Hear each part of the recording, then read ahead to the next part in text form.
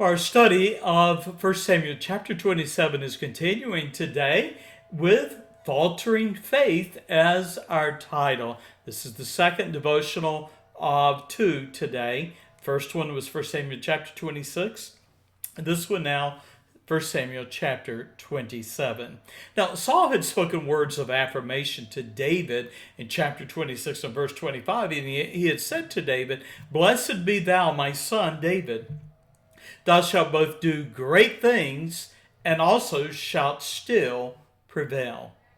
And yet David understood the unrelenting evil character of the king, and he said in chapter 27 and verse 1, "I shall now perish one day by the hand of Saul."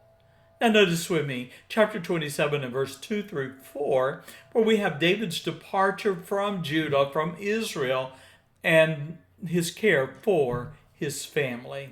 Well, fearing for his life, David determined to quickly escape into the land of the Philistines in verse 1, for he believed the king would not desist until he was dead. But with his wives and 600 men, we read in verses 2 through 4 how David retreated to the territory of Achish, the Philistine king of Gath.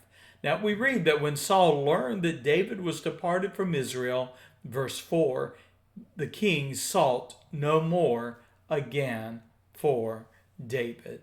Now, consider with me then in this place where David finds himself outside of Israel among the enemies of his people. We see in verses 5 through 7 David's despair. Now, David appealed to his old foe, and King Achish gave him, his men, and their families sanctuary in Gath. Now remember, Gath was the hometown of the slain giant Goliath. While desiring to remove himself from the king's royal city, David requested a city where he and his family could dwell, and was given Ziklag, which was a city in southern Judah, verses 5 through 6. Now here we pick up on what I would describe as David's deceit, verses 7 through 12. Now David dwelled among the Philistines, we read in verse 7, for 16 months. Now he acquired during that time possessions by invading and raiding the lands and the cities, not of Israel, but of Israel's enemies, the Geshurites and the Gezrites of the Amalekites. Well, lest his activities become known to the Philistines, David made sure there were no survivors of the raids. And so he, in verse 10 and 11, deceived the Philistine king, who believed he was raiding Israel. In fact, we read that Achish believed David, saying, verse 12, "He hath made his people Israel utterly to abhor him, and therefore he shall be my servant forever." Well, this brief video devotional comes to an end with an observation. Now, there is, as we study this passage, no evidence that the Lord led David's decision to depart from Israel and settle in the Philistine territories. David seemed to have made that decision when he despaired of his own life. Now, while he escaped Saul, he in effect put himself in the midst of his own enemy and his men and their families amid the Philistines.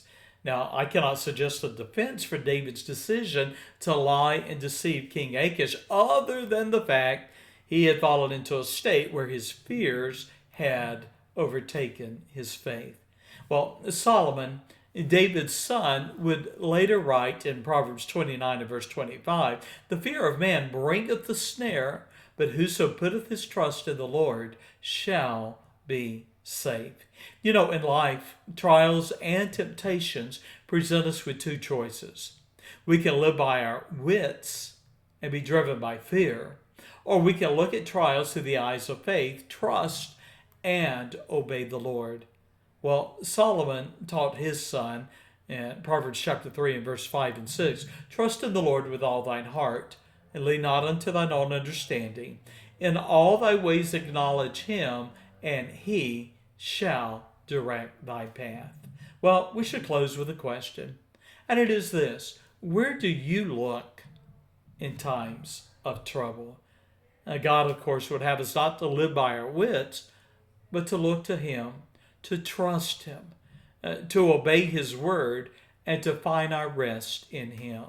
That's a great challenge for us all. God bless you. Thank you for being a part of our continuing chronological study of God's Word. Thank you for being joining me for this devotional today. God bless you, and bye-bye.